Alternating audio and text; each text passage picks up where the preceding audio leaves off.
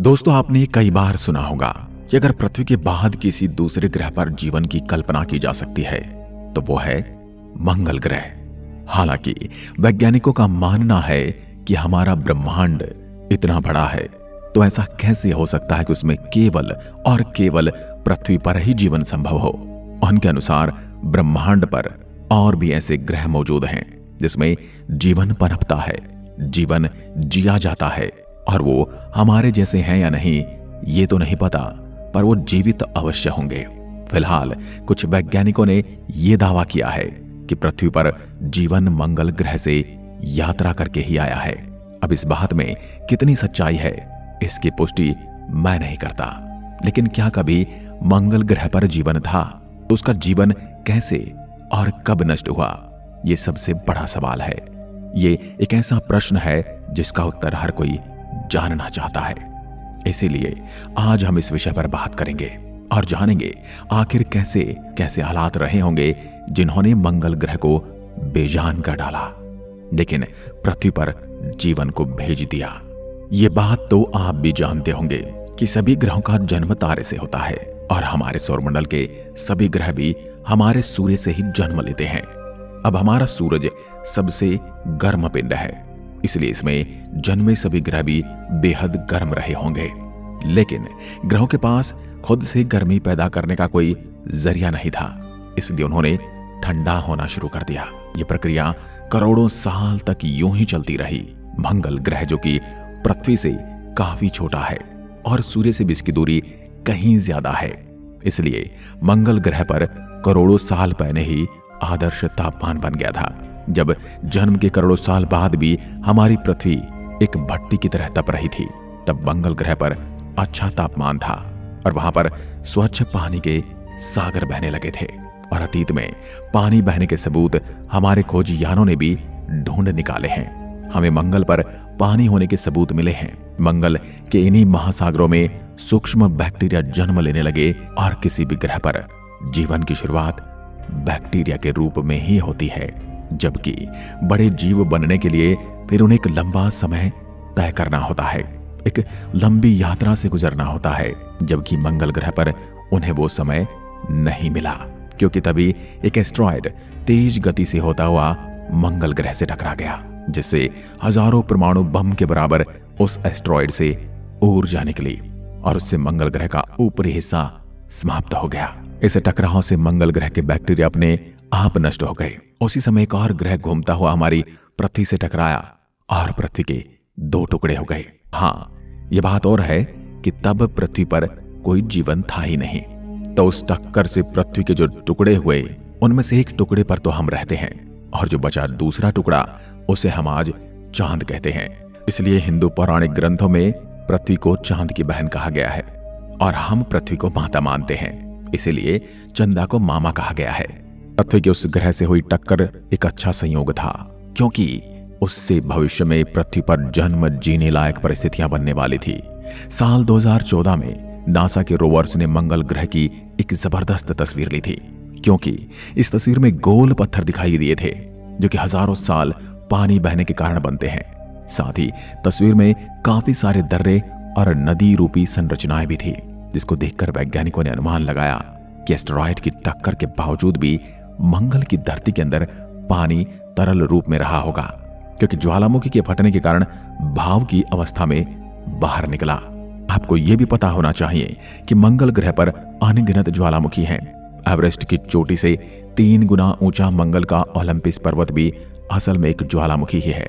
जलवाष्प के रूप में ज्वालामुखियों ने जब पानी बाहर फेंका तो मंगल पर बादल बने, जिससे बारिश हुई, जिससे एक बार फिर से मंगल ग्रह पर जीवन पनपने लगा। लेकिन ये दूसरी बार पनपने वाला जीवन भी यहाँ लंबे समय तक नहीं चल सका, क्योंकि सूर्य से ज्यादा दूरी होने की वजह से मंगल ग्रह तब काफी ज्यादा ठंडा हो गया था और उसका पानी बर्फ में जम गया था। मंगल ग्रह पर अत्यधिक ठंड होने के कारण उसके बैक्टीरिया जैसे सूक्ष्म जीव भी समाप्त होने लगे। दूसरी तरफ तभी पृथ्वी का तापमान अब सही होने लगा था और चंद्रमा के गुरुत्वाकर्षण ने पृथ्वी को तब एक महत्वपूर्ण बेहतरीन स्थिति प्रदान की, जबकि ऐसी स्थिरता मंगल ग्रह पर नहीं थी, क्योंकि उनके दोनों उपग्रह बेहद छोटे हैं और उनका गुरुत्वाकर्षण बल मंगल ग्रह को एक धुरी पर बांधने लायक नहीं है, जबकि हमारा चंद्रमा काफी बड़ा है और उसका गुरुत्वाकर्षण बल हमारी पृथ्वी को एक तरफ झुकाकर रखता है, जिसकी वजह से यहाँ सर्दी, गर्मी और बारिश वाले मौसम बन पाते हैं। पृथ्वी पर जीवन केवल मंगल ग्रह की तरह बैक्टीरिया में नहीं पनपा, बल्कि यहाँ पर समुद्रों में कई तरह के जीव विकसित होने लगे। लेकिन तब पृथ्वी के पास ओजोन परत नहीं थी, तब कोई भी जीव समुद्र से बाहर नहीं रह सकता था। लेकिन पृथ्वी पर आदर्श तापमान की वजह से बैक्टीरिया का निर्माण हुआ, जो सूरज की गर्मी को सहन कर सकते थे। उस अनोखे घटनाक्रम के जरिए बैक्टीरिया जीवन के लिए एक बेहतरीन पदार्थ का निर्माण करने लगे, जिसे हम ऑक्सीजन कहते हैं। तब पृथ्वी पर मंगल ग्रह से कहीं ज्यादा ऑक्सीजन बन गई थी, और जब सूरज की घातक अल्ट्रा वायलेट किरणें ऑक्सीजन के अणुओं पर गिरी, तो ऑक्सीजन के दोनों परमाणुओं ने अलग होकर ओजोन परत का निर्माण किया, और पृथ्वी के चारों ओर ओजोन की मोटी परत बन गई, जो सूर्य से निकलने वाली घातक किरणों को सोखने का काम करने लगी। अब पृथ्वी का वातावरण काफी अच्छा हो चुका था, और यहाँ के जीवों ने समुद्र के बाहर निकलकर धरती पर रहना आरंभ कर दिया था। मंगल को जीवन पनपने के मामले में पृथ्वी तब बहुत पीछे छोड़ चुकी थी, क्योंकि मंगल पर आधा अधूरा जन्मा जीवन पूरी तरह समाप्त हो चुका था। लेकिन धरती पर विशाल डायनासोर रहने लगे, जिन्होंने 16 करोड़ साल पृथ्वी पर राज किया। लेकिन यहाँ लंबे समय तक राज करना भी आसान नहीं था। इसलिए एक उल्कापिंड के गिरने से उन विशाल डायनासोर का भी अंत हो गया। इस उल्कापिंड ने पूरी दुनिया में तबाही मचाकर रखती थी, और तापमान भी बहुत ज्यादा हो गया था। हजारों साल तक आसमान से आग की बारिश हो रही थी, और एक बार फिर पृथ्वी पूरी तरह से तबाह हो चुकी थी। आज से 6.5 करोड़ साल पहले धरती पर हर तरफ नर्क जैसा मंजर दिखाई दे रहा था। लेकिन ये घटना हमारे लिए एक वरदान साबित होने वाली थी, क्योंकि अगर डायनासोर का अंत नहीं होता तो हम यहाँ नहीं होते। उनके अंत के साथ ही स्तनधारी जीवों की प्रजाति को आगे बढ़ने का मौका मिला। पीढ़ी दर पीढ़ी उनमें कई तरह के बदलाव देखने को मिले, और करीब 6 करोड़ साल चले। इस बदलाव की वजह से इंसान जैसे बुद्धिमान प्रजाति का जन्म हुआ। जहां पहले डायनासोर अपनी ताकत के दम पर राज करते थे, वहीं अब इंसानों ने अपनी बुद्धिमानी के दम पर राज करना आरंभ कर दिया। हमने यहाँ मौजूद हर साधन का इस्तेमाल करना सीखा, और आज हमने इतनी तरक्की कर ली है कि धरती के किसी भी प्राणी का आसानी से खात्मा कर सकते हैं।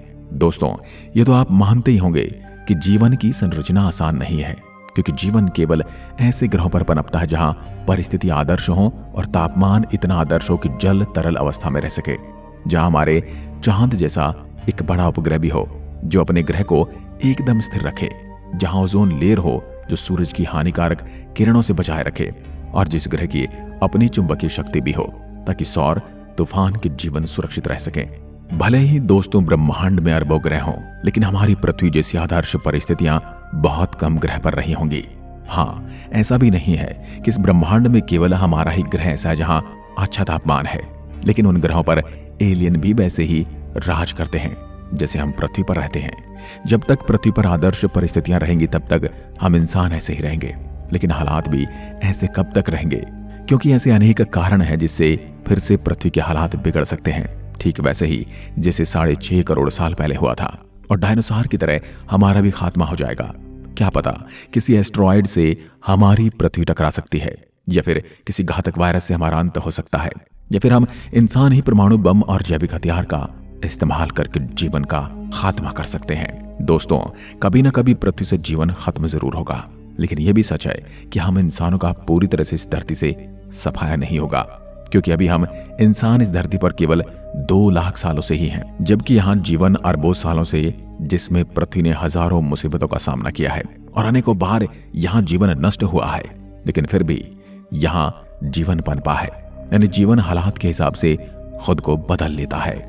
इसलिए अब कोई अगर घटना पृथ्वी पर होती है तो उससे भले ही हमारा खात्मा हो जाए, लेकिन जीवन को उपजाने वाली परिस्थितियां यहाँ स्थायी रूप से खत्म नहीं होंगी, और यहाँ एक बार फिर से जीवन पनपेगा। ठीक जैसे आज हम यहाँ पर राज करते हैं, ठीक वैसे ही यहाँ पर किसी का राज होगा। ये प्रक्रियाएं शुरू से चलती आई हैं और आगे भी चलती रहेंगी। यहाँ ये बात भी है कि एक न एक दिन पृथ्वी का अंत जरूर होगा, और इसकी वजह बनेगा हमारा सूर्य, जो हमें जीवन देता है, क्योंकि सूर्य ऊर्जा का भंडार है, और जैसे जैसे इसका ईंधन खत्म हो रहा है वैसे वैसे इसका आकार भी बढ़ने लगा है। 2 अरबों साल बाद सूरज 15% बढ़ चुका होगा और तब पृथ्वी काफी ज्यादा गर्म हो चुकी होगी और यहां से जीवन पूरी तरह से समाप्त होना आरंभ हो जाएगा। और जब इस सूरज का ईंधन पूरी तरह से समाप्त हो जाएगा तब इसका आकार पूरी तरह से बढ़ जाएगा। उस समय सूरज का फैलाव हमारी पृथ्वी तक पहुंच जाएगा और हमारी पृथ्वी पिघलकर सूरज में समा जाएगी। इसलिए मैं इतना ही कहूंगा कि हमारी पृथ्वी अमर नहीं है और जिस तरह किसी भी चीज का जन्म होता है ठीक वैसे ही हमारी पृथ्वी का भी जन्म हुआ है और जिसका जन्म हुआ है उसका अंत अवश्य है। आज की वीडियो में बस इतना ही। अगर वीडियो पसंद आए तो लाइक कीजिए और ऐसी वीडियो देखने के लिए हमारे चैनल को तुरंत सब्सक्राइब जरूर करें। धन्यवाद।